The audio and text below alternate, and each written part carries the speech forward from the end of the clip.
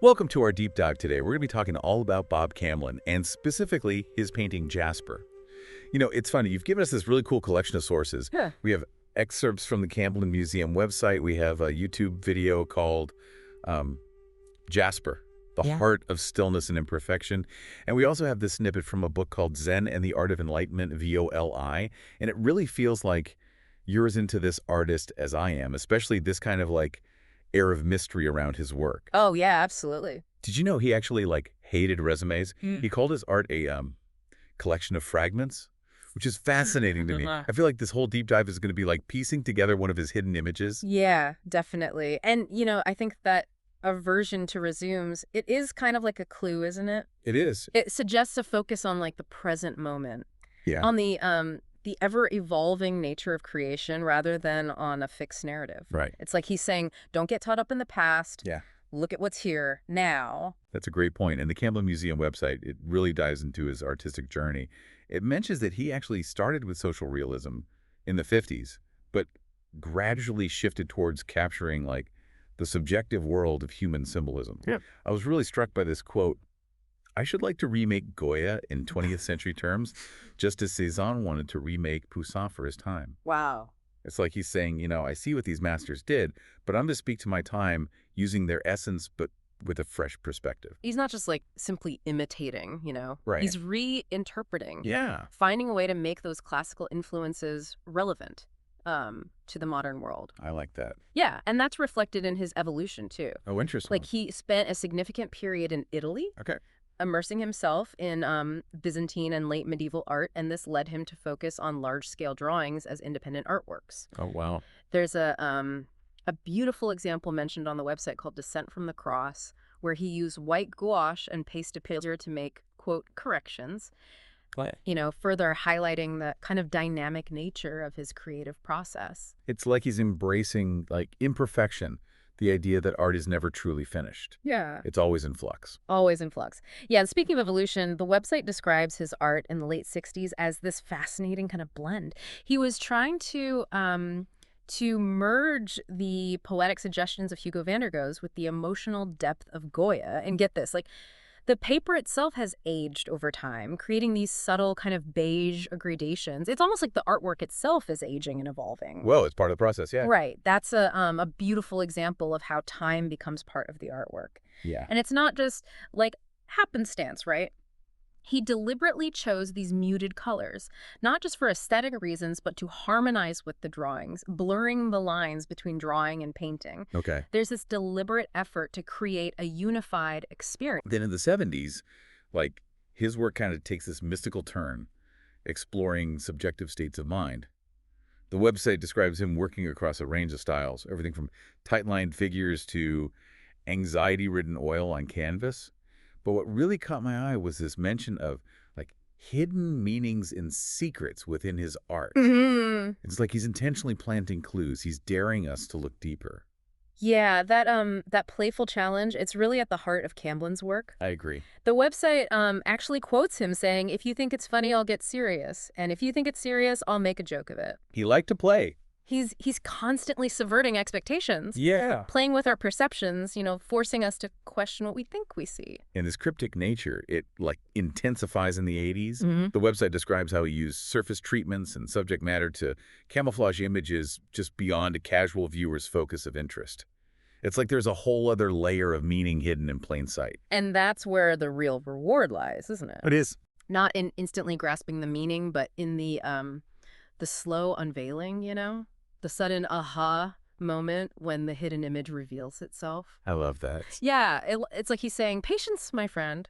Look closer. The real treasure is worth the effort. I love that. Okay, so we have this foundation of Camblin's artistic journey, his fascination with reinterpreting classical influences, his evolution through different styles, and this consistent thread of mystery and hidden meanings. Right. But how does Jasper itself fit into all of this? And that's where the YouTube video, Jasper, the heart of stillness and imperfection comes in. Right. Yeah, the video really focuses on the visual impact of the painting, the rough texture of the jasper stone, the way it's rendered in these kind of warm, earthy hues against a dark background. But it's the stone's irregular, almost heart-like shape that truly captures your attention. It evokes a sense of both strength and vulnerability, Yeah. this beautiful paradox of the natural world. And the video immediately connects this visual representation to Zen philosophy, specifically the concept of suchness, or accepting things as they are. You know, the jasper's raw, unpolished surface, it embodies this aesthetic principle of wabi-sabi, finding beauty in imperfection and transience. It's like those Zen gardens where carefully placed rocks and, raked gravel, it's representing the essence of nature, flaws and all. Exactly. Yeah. It's about appreciating the present moment. Yeah. The inherent beauty in the natural world, even in its imperfections, its impermanence. And this ties in beautifully with Camblin's dislike of resumes, his emphasis on the collection of fragments. Absolutely. Both his life and his art seem to be driven by this Zen-like appreciation for the fleeting, the imperfect, the present moment. That's such a great insight. I hadn't thought about it like that, that it carries through both. The video also links Jasper to the I Ching's hexagram 52, keeping still mountain. Yeah. Do you think that connection is deliberate on Camblin's part? It's hard to say for certain. It's hard to know. Yeah. But the parallels are striking. They are. The mountain, like the Jasper stone, represents this enduring strength, Yeah. grounding and inner stillness amidst life's constant changes. Yeah. And remember, Camblin was intentionally hiding images in his work. He was. So perhaps this connection to the I Ching is another one of those hidden layers waiting to be discovered. That's so fascinating. It makes you wonder how many other layers of meaning we might be missing. The video also touches on the Taoist principle of returning to the simplicity and authenticity of nature. It seems like the jasper, in its unrefined state, perfectly embodies that ideal. It's a reminder that true beauty isn't about artificial embellishment, but about stripping away the unnecessary and appreciating the essence of what something is. And from a Buddhist perspective, Jasper could be seen as an invitation to, to confront the imperfections of life, to find meaning and authenticity and resilience, rather than striving for some unattainable ideal of perfection. Just as the jasper stone bears the marks of time and weathering, so too do we all carry the scars of our experiences. Yes. It's in those imperfections that our unique stories are etched. So we've got Zen, we've got the I Ching, we've got Taoism, and even a touch of Buddhism all converging in this one artwork. It's incredible how Camblin manages to weave these seemingly disparate threads together. Yeah. It's making me think we need to approach this deep dive like one of his paintings, looking for the connections, the hidden meanings, the threads that tie it all together. That's precisely the right approach, and that's where our final source, the excerpt from Zen and the Art of Enlightenment VOL 1, might provide some further clues. Yeah. It specifically mentions the pairing of jasper with amethyst in the painting, which I found really intriguing. I did too. I'm very curious to hear your thoughts on that. Well, according to the book, this pairing could symbolize the heightened spiritual and physical energy of the combined minerals. But before we dive into that, let's look at the connections this book makes to Western art movements like Romanticism and Symbolism, because I think that will give us a more holistic understanding of how Camblin might be using these natural elements to convey a deeper meaning. Okay, that makes sense. Let's see what Western traditions can reveal about Jasper before we dive deeper into this idea of the paired minerals. Great idea. Let's shift our focus westward for a moment. The excerpt hints that Camblin's use of natural objects like the jasper stone to convey deeper meaning, it aligns with elements of Romanticism and Symbolism. Okay. It's as if he's tapping into a language of symbolism that transcends any one culture or time period. That's really interesting. So how do those specific movements play into Jasper, in your opinion? Well, let's start with Romanticism. One of the key tenets of that movement was the celebration of nature's power and beauty, often depicting it as a source of sublime inspiration, awe, even, terror. Think of those dramatic landscapes by Caspar David Friedrich, where tiny human figures are dwarfed by vast, awe-inspiring natural scenes. They evoke a sense of the sublime, the overwhelming power and mystery of the natural world. So even though Camblin's Jasper is a close-up of a single stone, there's a similar sense of the natural world holding a power that transcends like the human realm. Like, this isn't just a pretty rock. Right. It's a microcosm of something much larger and more profound. Exactly. The jasper stone, in its rugged, unpolished state, becomes a symbol of nature's enduring force, its indifference to human notions of perfection, Yeah. its inherent beauty that exists regardless of our perception of it. It's like he's saying nature doesn't need our approval. Right. It simply is. It simply is, and that in itself can be a source of awe and inspiration. It reminds us that we're part of something much larger than ourselves, Yeah. something that operates according to its own laws and rhythms. That makes me think of how Camblin rejected the idea of a resume, how he saw his art as a collection of fragments. It's like he's saying, don't try to box me in with labels or categories. Just look at the work, the fragments, and let them speak for themselves. That's a brilliant connection. He's inviting us to experience his art and the natural world it represents on its own terms, without the filters of preconceived notions or expectations. And that in itself is a very romantic ideal, the embrace of the raw, the untamed, the authentic. Right. But the connection to symbolism adds another layer of intrigue. This movement, as you know, used imagery and motifs to represent abstract ideas, emotions, or spiritual concepts. So how might that apply to Jasper? What is the stone symbolizing beyond its inherent natural beauty? Well, the stone itself becomes a symbol not just of nature's power, but also of resilience, inner strength, and the acceptance of imperfection.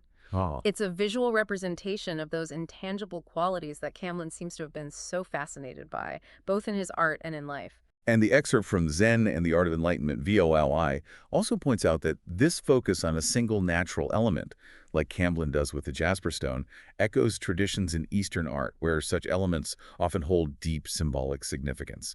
So it's like he's drawing on both Eastern and Western traditions, blending them together in this really fascinating way. It's as if he's creating a visual language that transcends cultural boundaries and speaks to something universal within the human experience. Okay, so this is where I'm starting to feel a little overwhelmed. Yeah. We've got Zen, we've got the I Ching, we've got Romanticism as symbolism, and hints of Taoism and Buddhism. It's a lot to process. It is. How do we even begin to make sense of it all? Don't worry, it's supposed to feel a little overwhelming at first. Remember, we're dealing with an artist who loved to play with our perceptions, to hide meaning within meaning. This isn't a puzzle with a single clear-cut solution. It's more like a kaleidoscope, where each twist reveals a new pattern, a new perspective. Okay, I like that analogy. It makes me feel less pressure to figure it all out right away. Yeah. So where do we go from here? How do we continue to unravel this kaleidoscope of meaning? Well, I think it's time to circle back to that intriguing detail from Zen and the Art of Enlightenment, VOE, the pairing of jasper with amethyst in the painting. It's a seemingly small detail, but it might hold the key to unlocking even deeper layers of meaning in Camblin's work. Let's do it. I'm ready to dive into that next. So we're talking about the many layers of Jasper, from Zen philosophy to Western art movements. But I am really curious about this pairing of jasper with amethyst that Zen and the Art of Enlightenment, VOL, mentions. What do you think about that? You know, it is a detail that it adds another dimension to the symbolism. According to the book, pairing jasper with amethyst represents the heightened spiritual and physical energy of these combined minerals. Amethyst, traditionally associated with peace and tranquility, brings a contrasting energy to the grounding, earthy nature of the jasper. It's like he's creating this a visual representation of balance and harmony. Right. The interplay of different energies within nature and within ourselves. It reminds me of how the YouTube video linked Jasper to the I Ching's hexagram 52, keeping still, mountain. The mountain is this symbol of stability, of being grounded, but it also exists within a constantly changing environment. There's a similar dynamic here with the jasper and amethyst, right? This idea of opposing forces finding balance. Absolutely. And that duality is also reflected in Camblin's personality and artistic approach. You know, he was playful and serious, he was cryptic and revealing, drawing inspiration from both Eastern and Western traditions. He wasn't afraid to embrace contradictions, to find beauty in the tension between opposites. That's making me think back to his quote about wanting to remake Goya for the 20th century. Maybe that's what he meant. Finding a way to express those timeless themes of human struggle and resilience, but in a way that speaks to the complexities and contradictions of our modern world. I think you're onto something there. You know, it's not just about updating the style. It's about finding a new language, a new set of symbols to express those enduring human experiences. And maybe that's why he was so drawn to natural objects like the jasper stone. They embody those dualities, those contradictions, Yeah. strength and vulnerability, permanence and impermanence, beauty and imperfection. It's almost as if he's saying, look closer. These seemingly simple objects hold a universe of meaning. And that's where his playful challenge to the viewer comes in, right? Yeah. He's not going to spell it out for you. He wants you to engage, Right. to question, to discover those hidden meanings for yourself. It's like a treasure hunt where the real reward is the journey of discovery. It's funny you should say that because I was just thinking about those magic eye pictures that were popular a while back. You had to like relax your gaze, let go of trying to force it, and suddenly that three-dimensional image would pop out. I feel like Camblin's work is like that. You have to let go of your preconceived notions, your need to understand everything instantly, and just allow yourself to experience the art, to let it wash over you. And then sometimes those hidden meanings, those aha moments will emerge. That's such a brilliant analogy. It's not about dissecting the artwork intellectually. It's about allowing yourself to be present with it, to be open to its mysteries. And that's where the Zen influence comes full circle. It's about being present in the moment, letting go of preconceived notions and appreciating the beauty of what is, even the imperfection. Right, and that connects back to the idea of wabi-sabi we discussed earlier. Yeah. It's not about striving for an idealized, flawless beauty. It's about finding beauty in the impermanent, the incomplete, the weathered, and the worn. It's just like the jasper stone itself, you Yeah. know? It's rough, unpolished, but there's a certain rugged beauty to it, a sense of strength and resilience that comes from having endured the forces of nature.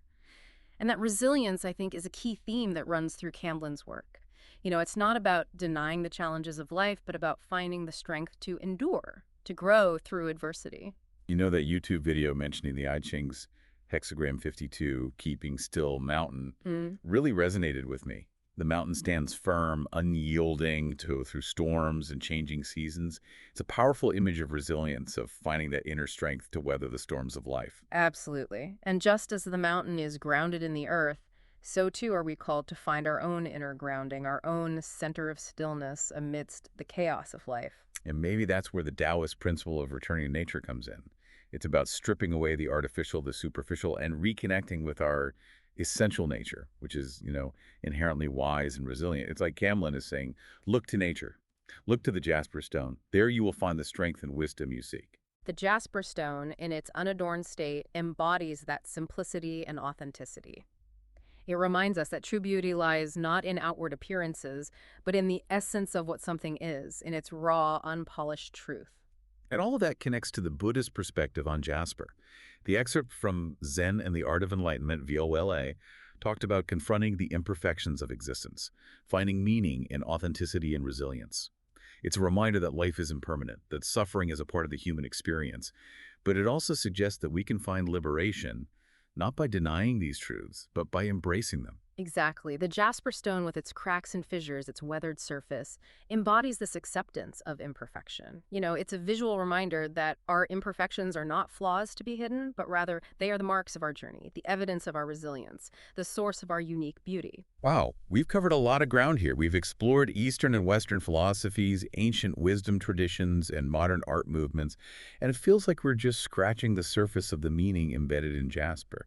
It's almost as if Camblin anticipated this very conversation, this deep dives into the heart of his work. And yet, I can't shake the feeling that he would be delighted by our struggle, by our willingness to engage in this playful dance of meaning making. You're right. Remember, he said, if you think it's serious, I'll make a joke of it. Exactly. He wanted us to question, to explore, to find our own meaning in his work.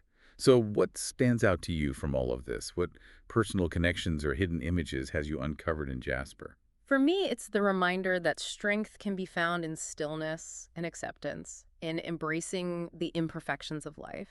It's a message that resonates deeply in our fast-paced, often chaotic world. I've been thinking a lot about Camblin's rejection of resumes, his idea that art is a collection of fragments.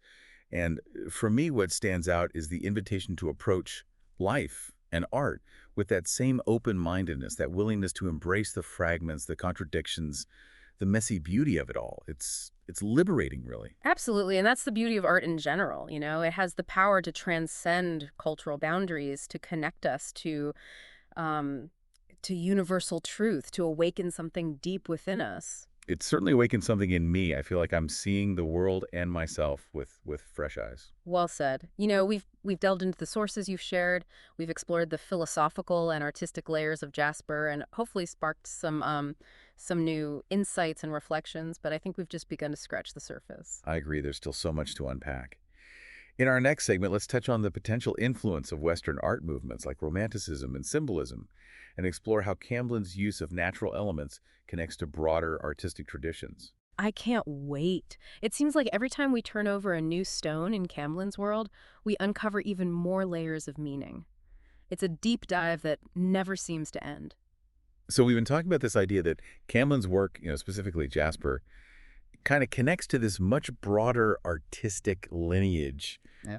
of using natural elements. I'm really interested to kind of dig into this idea a little bit more. Yeah, me too. Me too. It's like, Camblin, he wasn't the first to turn to nature for inspiration, and he definitely won't be the last. No, and I'm kind of thinking about how often we actually see these, natural elements. They pop up everywhere, throughout art history. We see flowers, we see trees, we see mountains, rivers, animals.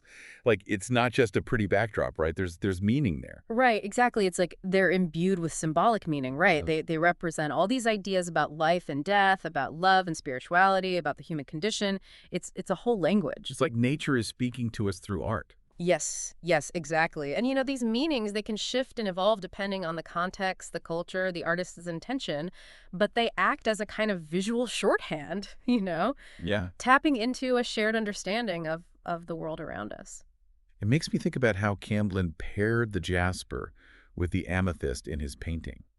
We talked about how that pairing might represent, balance and harmony, the interplay of opposing forces. Yeah. Have other artists used those specific stones in similar ways? That is a really good question. While I can't think of any specific examples off the top of my head, I wouldn't be surprised. I mean, amethyst has long been associated with, spirituality, intuition, connection to something divine. Jasper, that grounding energy represents strength, stability, connection to the physical world. So like by putting them together, Camblin's kind of visually reinforcing that idea of balance, right? The spiritual with the physical, the ethereal with the earthly. Right. And it all comes together in this harmonious whole. Yeah, I mean, it's like a visual echo of those Eastern philosophies, We talked about the yin and the yang, the dance of opposites. And, it also makes me think of alchemical traditions, right? Where the merging of different elements was seen as this path to transformation and enlightenment. Okay, so it's interesting because it's making me think about how Camblin described his work as a collection of fragments. And maybe those fragments aren't just about his own life experiences or artistic choices. Maybe it's about bringing together these seemingly very different elements, like these fragments of wisdom and insight from all these different cultures and traditions to create something new and whole. That's a beautiful thought. It's like he's saying, I'm not bound by any one system of belief or artistic style. I'm taking what resonates with me, what speaks to my soul, and weaving it all together into this tapestry that reflects my own unique understanding of the world. It's personal. Yeah. And by doing so, he's inviting us to do the same, right? To look beyond the surface, to find those connections, to piece together our own understanding of the world from the fragments of knowledge and experience that we find along the way. It's like he's challenging us to be active participants in the meaning-making process rather than just like passive consumers of prepackaged ideas, So as we wrap up our deep dive into Bob Camblin's Jasper, what is the one thing we want to leave our listeners with today? Well, I think it comes back to Camblin's belief that, knowing too much can kind of spoil the game of art. Right. So I would ask, what personal meaning, or hidden image do you find in Jasper? What speaks to you? What challenges your assumptions or inspires you to see the world in a new light? That's a great question, and that's what makes this whole deep dive so rewarding. We've learned about Camblin's life, his work, but it's also challenged us to think differently about things, to look at the world with fresh eyes. So thank you for listening to this episode of Deep Dive. We'll see you next time.